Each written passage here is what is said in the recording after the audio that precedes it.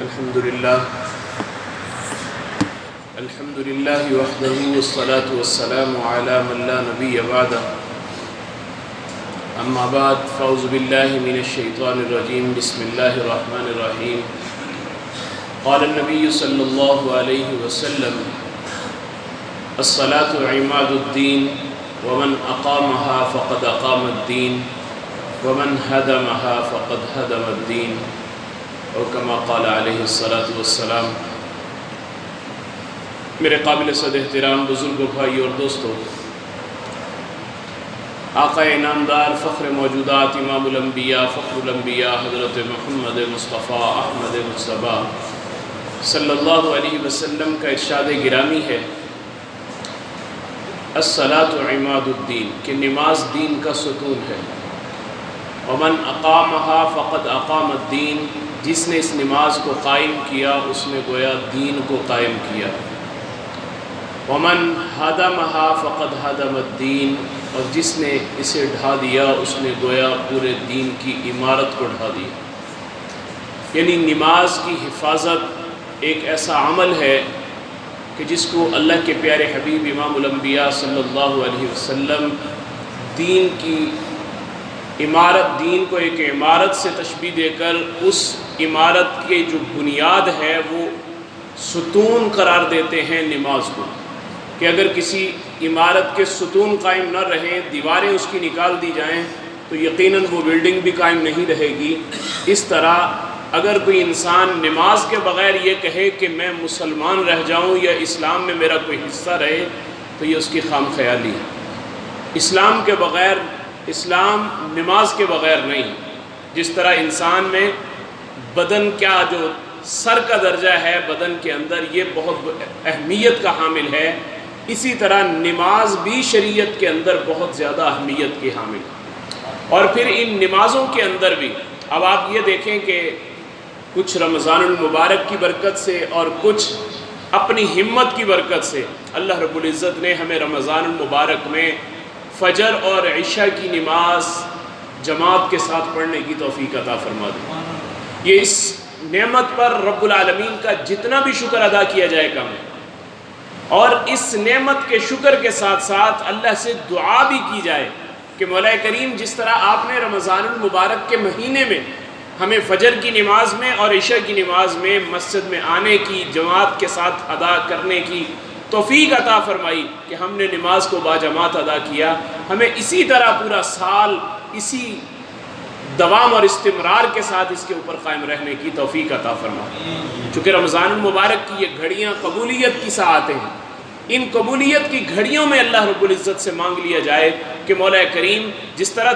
تیری توفیق سے ہی رمضان میں ممکن ہوا کہ میں تیرے گھر میں آیا، ہماری مرضی کے بغیر کوئی ہمارے گھر میں نہیں آتا، تو ہم اپنے رب کے حکم کے بغیر اپنے رب کے گھر میں کیسے آ سکتے ہیں؟ تو گویا ہمارا رب ہمارا آنا پسند نہیں کر رہا ہمارے اعمال کی وجہ سے، تو ہمیں اپنے آپ کو قبول کروانا ہے، اپنی طلب دکھانی ہے، اپنی تڑپ دکھانی ہے کہ مولا میں تیرے دربار میں حاضر ہونا چاہتا ہوں، میری کمزوری ہے، آپ میری اس کمزوری کو دور فرما دیجئے اور مجھے اپنے گھر سے منسلک رہنے کی توفیق عطا فرما دیجئے۔ تو رمضان المبارک کے اندر ہم نے فجر کی اور عشاء کی اہتمام کے ساتھ اس کو ادا کیا، تو حدیث پاک میں آتا ہے یہ دونوں نمازیں بڑی اہمیت کی حامل ہیں، فجر کی نماز بھی اور عشاء کی نماز بھی، یہ دونوں نمازیں اور اتنی اہمیت کی حامل ہیں کہ حدیث پاک میں آتا ہے کہ جس نے عشاء کی نماز جماعت کے ساتھ ادا کی وہ ایسے ہے جیسے اس نے آدھی شب، آدھی رات اس نے اللہ کی عبادت کے اندر گزار دی۔ اور فرمایا جس نے فجر کی نماز کو بھی جماعت کے ساتھ ادا کر لیا اور عشاء کو بھی ادا کر لیا تو وہ ایسے ہے جیسے پوری رات اس نے اللہ کی عبادت کے اندر گزار دی۔ میرے بھائی وہ مالک تو بڑا کریم ہے جو اپنے بندوں کو عطا فرما رہا ہے، اب ہمیں یہ اپنے مالک کے خزانوں کو اپنی طرف متوجہ کرنا ہے کہ مولا کریم اگر میرے عشاء کی اور فجر کی نماز پڑھنے سے پوری رات کی عبادت کا ثواب مل جاتا ہے تو میرے لیے اس سے بڑا اور اعزاز کیا ہوگا۔ اور حدیث پاک میں آتا ہے کہ اگر تمہیں معلوم ہو جائے کہ اس کا عشاء کی نماز کا اور فجر کی نماز کا اجر کیا ہے تو فرمایا تم گھسٹ کر بھی مسجد میں آنا پڑے، گھسٹ کر بھی مسجد میں آنا پڑے تو تم تب بھی اس سے گریز نہ کرو، اور گھسٹ کر بھی مسجد میں آنے کی کوشش کرو۔ تو میرے بھائی، اللہ نے ہمیں صحت کی دولت دی، اللہ نے ہمیں اپنے، دیکھیں اگر ہم خدا نخواستہ ہاسپٹل میں پڑے ہوتے، بستر پر ہوتے، تکلیف کے اندر مبتلا ہوتے، تو ہماری مجبوری تھی، ہم اللہ کے گھر میں نہیں آ سکتے تھے۔ وہ اس مالک کا کرم نہیں، ہماری سانس صحیح چل رہی ہے، ہمارے بدن کے ایک ایک عضو کو آپ دیکھ لیں صحیح کام کر رہا ہے، تو اس نعمت پر جتنا شکر ادا کیا جائے کم ہے۔ اور پھر اپنے رب کے سامنے یہ پیشانی کا جھکانا، یہ مالک کو اتنا پسند ہے کہ اللہ رب العزت اس پر اپنے بندوں کے لیے رحمت کے فیصلے فرماتے ہیں۔ اور پھر فرمایا کہ یہ عصر کی نماز بھی درمیان میں جو آتی ہے، حافظوا علی الصلوات والصلاۃ الوسطی، قرآن پاک میں آتا ہے کہ اپنی نمازوں کی حفاظت کرو، اور بالخصوص درمیانی نماز کی۔ اب درمیانی نماز عصر کی نماز ہے، انسان عموماً اس وقت کاروبار کے اندر مصروف ہوتا ہے،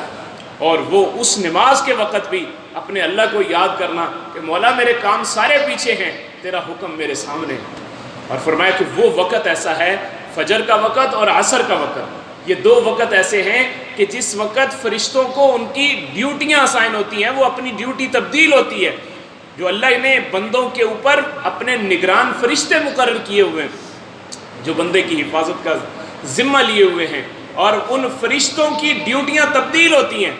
تو جب فرشتے اللہ کے سامنے پیش ہوتے ہیں تو اللہ فرشتوں سے پوچھتے ہیں کہ میرا بندہ کیا کر رہا تھا۔ وہ فرشتے فجر والے کہتے ہیں کہ مولا کریم جب ہم آئے ہیں تو اس وقت تیرا بندہ تیری یاد میں مصروف تھا، تیرے سامنے سر جھکائے ہوئے تھے۔ اور عصر کے وقت والے فرشتے جب آتے ہیں تو وہ بھی کہتے ہیں مولا جب ہم آئے ہیں وہ بندہ تیرے سامنے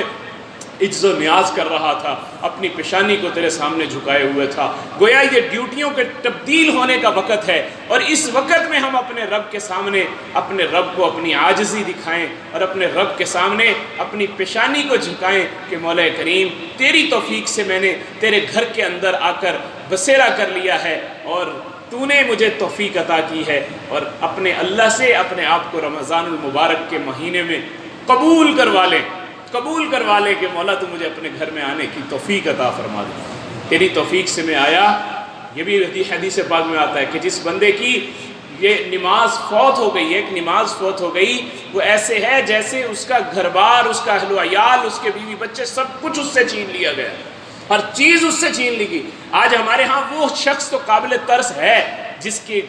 بہت کاروبار میں نقصان ہو گیا، یا جس کا گھر کا کوئی نقصان ہو گیا، کوئی فرد اس کا دنیا سے چلا گیا، آج ہم اس کے اوپر تو جا کر اس سے تعزیت بھی کرتے ہیں، افسوس بھی کرتے ہیں، اور اگر ہم میں سے کسی کی نماز رہ جاتی ہے تو ہمیں پرواہ بھی نہیں ہوتی۔ تو میرے بھائی، ہم نے اپنے اللہ سے یہ دعا بھی کرنی ہے، اور ساتھ ہمت بھی کرنی، صرف یہ دعا سے کام نہیں ہوگا، ہمیں تھوڑی سی ہمت خود بھی کرنی پڑے گی کہ مولا تیری دی ہوئی نعمتیں رات دن میں استعمال کر رہا ہوں، اور تیری توفیق سے ہی میں تیرے سامنے اپنی پیشانی کو جھکا سکتا ہوں، تو مجھے توفیق بھی عطا کر، اور خود بھی اپنی ہمت کو مجتمع کر کے فجر کی نماز کے لیے اٹھ کر ہم کھڑے ہو جائیں، عصر کی نماز کے لیے اٹھ کر کھڑے ہو جائیں، عشاء کی نماز کے لیے اٹھ کر کھڑے ہو جائیں، اس لیے کہ میرا مالک ہمیں نوازنے کے لیے، یہ اپنے بندوں کو نوازنے کے لیے مالک نے یہ بہانے بنائے ہیں کہ میرے بندے میرے دربار میں آتے رہیں، میں ان کو اپنی فضل کی بارش ان کے اوپر کرتا رہوں، انعامات کی بارش کرتا رہوں۔ اللہ مجھے بھی اور آپ کو بھی ان باتوں پر عمل کرنے کی توفیق نصیب فرمائے۔ وآخر دعوانا الحمدللہ رب العالمین۔